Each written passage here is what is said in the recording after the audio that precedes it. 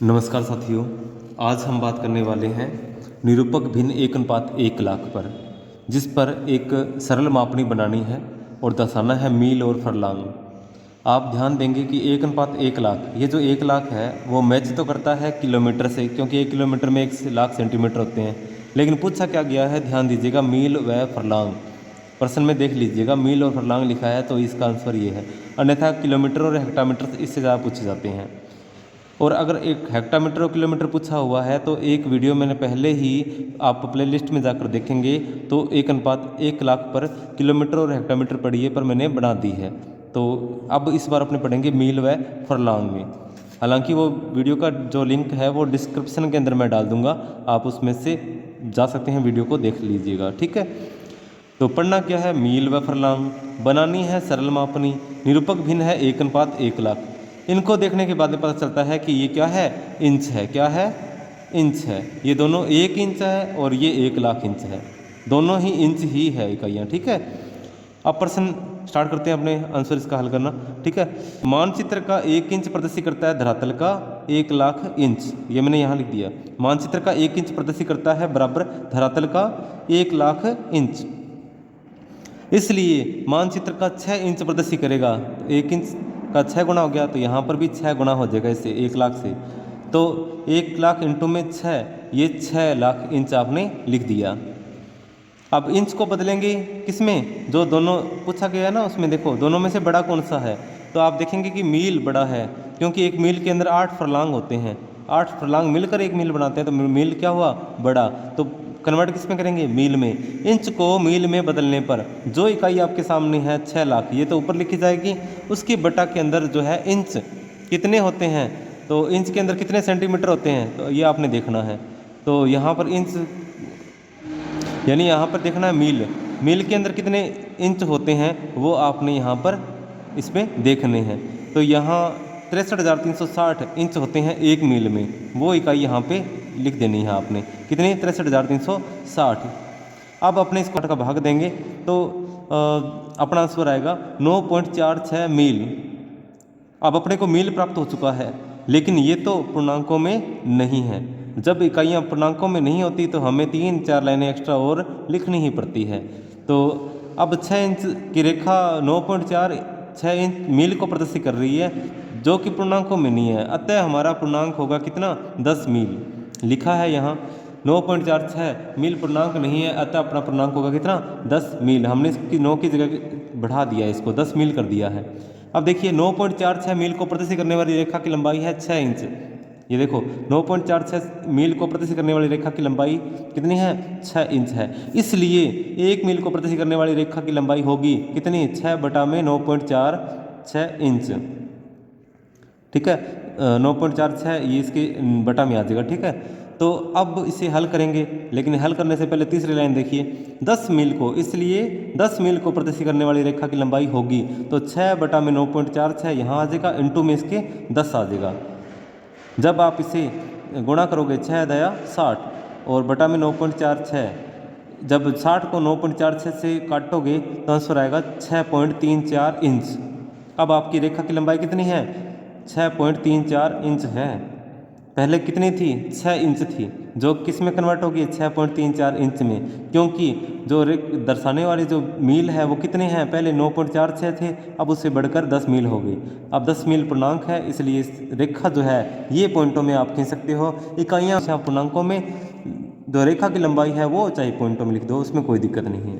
ठीक है, तो अपने जो रेखा की लंबाई खींचेंगे इस बार कितनी होने वाली है, 6.34 इंच की, 6.34 इंच की, जो कि कितने मील को प्रदर्शित करेगी, 10 मील को प्रदर्शित करेगी। अपने चलते हैं अब डायग्राम शीट पर। इसमें क्या छोटे स्केल का इस्तेमाल हो सकता है, नहीं, क्योंकि इसकी लंबाई 6 इंच की है और हमने लंबाई कितनी रखनी है, 6.34 इंच की। ठीक है, इसके अंदर ये दूरी नहीं आती है। अब हमने स्केल जो है लार्ज स्केल का इस्तेमाल करना है, यानी कि 30 सेमी जो अपोजिट होता है ना इसमें, वो जो स्केल जो है इस्तेमाल करना है। अपने को रेखा की लंबाई कितनी रखनी है, 6.34। मैं आपको बता दूं कि 6 इंच, तो ये देखो यहाँ 1 2 3 4 5 6, 6 इंच तो यहाँ हो गया। इसके बाद में रेखाएं हैं कितनी, तो 1 2 3 4 5 6 7 8 9 10 11 12 13 14 15 16, तो 1 इंच के अंदर, यानी प्रत्येक एक एक इंच के अंदर जो है उससे गौण भाग यानी कि जो सूत बोलते हैं जिसको अपने, इन्होंने 8 लाइनों में दिखा रखे, सॉरी 16 लाइनों में इन्होंने दिखा रखे हैं। कहीं कहीं स्केल में 8 लाइनों में मिलेगा, कहीं 16 मिलेगा, कहीं 32 में भी मिलेगा। ठीक है, तो आप सामान्य स्केल के अंदर ज़्यादातर मैंने देखा है कि 16 लाइनें ही इसमें मिलती हैं।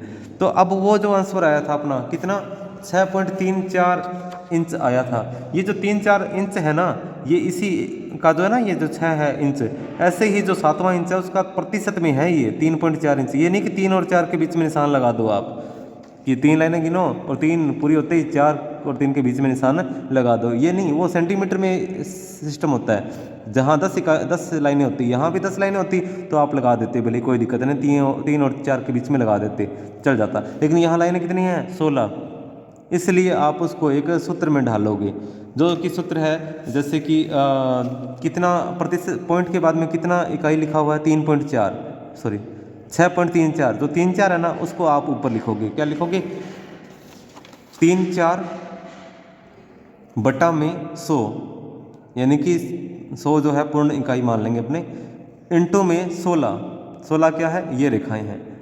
तो 16 का अब 34% जो है वो आने वाला है आपके सामने। ठीक है, वो कितना होगा, 5.44।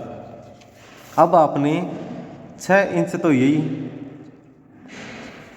चलो यहाँ से खींचना शुरू करते हैं, 1 2 3 4 5 6 इंच तो यही। इसके बाद में आपने 5.44 यानी कि 5 और 6 के बीच में, 1 2 3 4 5 और 6 के बीच में आपने रेखा की लंबाई रखनी है। ठीक है, अगर इसको नहीं समझा आ रहा आपको ये भी कि इसका अगर इंच में कोई और प्रतिशत आता है तो आप मान लो कि 6.50 आ जाता, यानी 6.5 आ जाता सॉरी, अगर 6.5 आ जाता तो आप क्या करते, इन लाइनों को गिनते, बीच में निशान लगा देते, क्योंकि वो 50 जो है वो प्रतिशत के पॉइंटों के बाद में यहाँ पे हाफ हो जाता। आप समझते हो 50, अगर नहीं समझे उसके बाद में तो मान लो आपने 100 आ गया आपका, प्रतिशत में 100 से तो ऊपर आएगा नहीं कुछ, 100 यानी कि 6.9 आ गया, तो 6.9 तक ही निशान लगा दोगे क्या आप बाकी जो 7 रेखाएं बची है वो किसके लिए है, फिर आपको पूर्ण जो है लंबाई को 100% मानना है, उसी का जो प्रतिशत में निकलेगा वो ही रेखाएं जो है वो मान्य होंगी। सूत्र वो मेरे वाले सेम यूज़ कर सकते हो आप। ठीक है, अब अपने इन रेखाओं को, अब इसको क्या करना है आपको, रेखा तो आपने 6.34 इंच की खींच दी है, अब आपको इसके डिवीज़न करने हैं। कितने करने हैं आपको, इसमें क्या दर्शाना है, तो 10 मील दर्शाने हैं। यहाँ आपको ज़रूरत पड़ेगी कि आप इसको डिवीज़न कैसे करते हैं। डिवीज़न करने का आसान सा तरीका है, यहाँ से लंबवत ऊपर की तरफ लाइन खींचो, कितनी डिवीज़न कर सको। ठीक है, जिसमें क्या कितने निशान लगाओगे आप, बिल्कुल लंबवत होनी चाहिए, अंतर नहीं आना चाहिए बिल्कुल भी, बॉर्डर लाइन को देख लेना आप। ठीक है, फिर इसके बाद में इस तरफ नीचे की तरफ बिल्कुल लंबवत होनी चाहिए, बॉर्डर लाइन देखकर।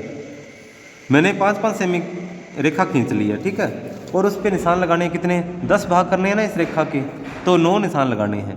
तो यहाँ मैं 9 निशान लगा देता हूँ, यानी हाफ पर, 1 पर, 1.5 पर, 2 पर, 2.5 पर, 3 पर, 3.5, 4, 4.5, 5 की जरूरत नहीं पड़ेगी। ठीक है, ऐसे ही यहाँ पर भी निशान लगा लेते हैं। यहाँ पर हाफ के निशान लगाएंगे, हाफ, 1, 1.5, 2, 2.5। ठीक है, आप हाफ के निशान जो है वो इसके सामने रखिएगा और निशान बिल्कुल लगा दीजिएगा। उसके बाद में इसको आपने क्या करना है, सबसे ऊपर वाले को, बाद में इसको इरेज करना है, इसलिए ये सारा कार्य आप पेंसिल से करना।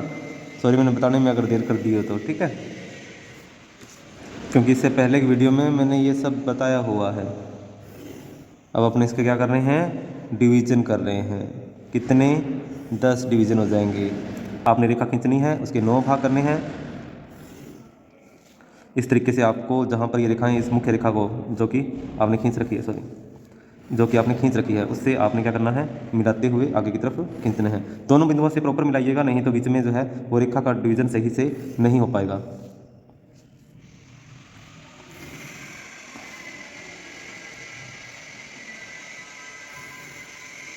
सॉरी, लास्ट वाला ही हो गया। अब आप इसके 10 डिवीजन जब देखोगे तो कहाँ कहाँ काटेगा आपको पता चल जाएगा। ये देखो, एक यहाँ पे, दूसरा यहाँ पे, तीसरा यहाँ पे, चौथा यहाँ पे, पांचवा यहाँ पे, छठा यहाँ पे, सातवां यहाँ पे, आठवां यहाँ पे, नौवां यहाँ पे और ये 10वां। आपने इसके 10 भाग कर लिए हैं। यही आसान तरीका है इसका। इसके बाद में आपको अब क्या करना है, ये पेंसिल वाला निशान मिटा देने हैं। अब पेन की निशानी आपको दिखेंगे इसमें, ठीक है। अब अपने इसको 2 सेमी ऊपर की तरफ उठा देंगे, मापक का रूप देंगे, ठीक है। इसके बाद में यहाँ से भी आपने 2 सेमी ऊपर की तरफ बिल्कुल लंबवत रखना, नहीं तो ऊपर की जो रेखा है वो इससे थोड़ी कम ना हो जाएगी, ठीक है। अब ये स्केल इसमें काम नहीं आता।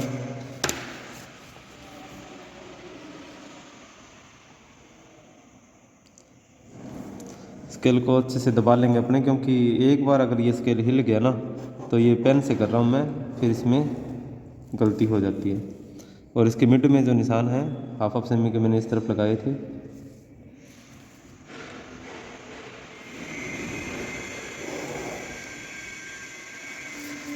इतना काम हो जाए तो आपको स्केल दिखने लगेगा अंदर से ही। और अब आप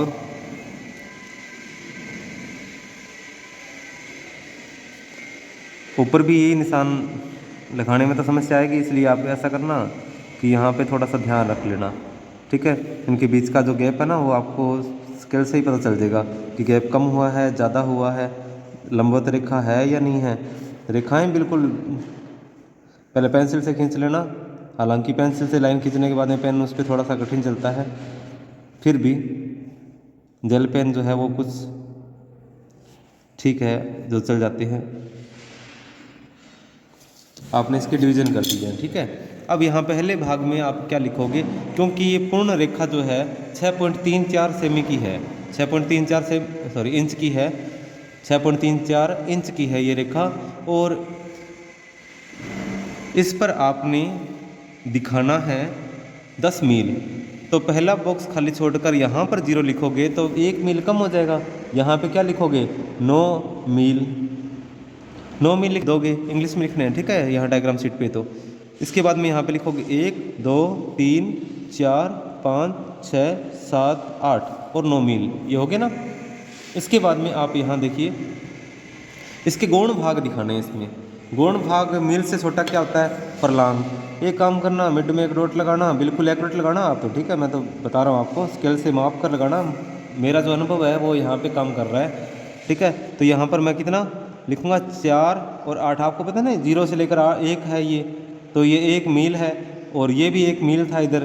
तो 1 मील में फरलांग कितने होते हैं, 8। तो मैंने यहाँ पर 4 और 8, चाहो तो आप इसके बीच में और भी निशान लगा सकते हो, जैसे ऐसे। तो यहाँ पर 2 4 6 और 8, 2 4 6 और 8, ये आपका फरलॉन्ग जो है वो हो गया है।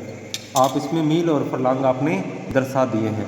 उम्मीद करता हूँ सॉरी इसके ऊपर आपने लिख भी सकते हैं RF 1 अनुपात कितना था, 1 लाख।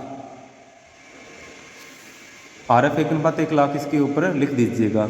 अब अगर इसके नीचे यहाँ दूसरा डायग्राम बनाना है तो वो इस तरह के मेथड से तो बनेगा नहीं, सिंपल मेथड से आप इस पे यहाँ पे बना सकते हो ताकि वो चौड़ाई कम ले। या फिर इसको इरेज कर दो पहले, फिर यहाँ पर दोबारा वो बनाकर ना दूसरा, फिर इसको ऊपर मेथड उस पर मेथड यूज़ कर लेना, क्योंकि ये तो बन चुका है, डिवाइडेशन हो चुका है। अब पेंसिल से जो लाइनें हैं इनको आप मिटा भी सकते हो। तो उम्मीद करता हूँ आपको वीडियो से कुछ लाभ मिला होगा। यदि लाभ मिला हो तो वीडियो को लाइक जरूर कीजिएगा। मिलते हैं नेक्स्ट वीडियो में, धन्यवाद।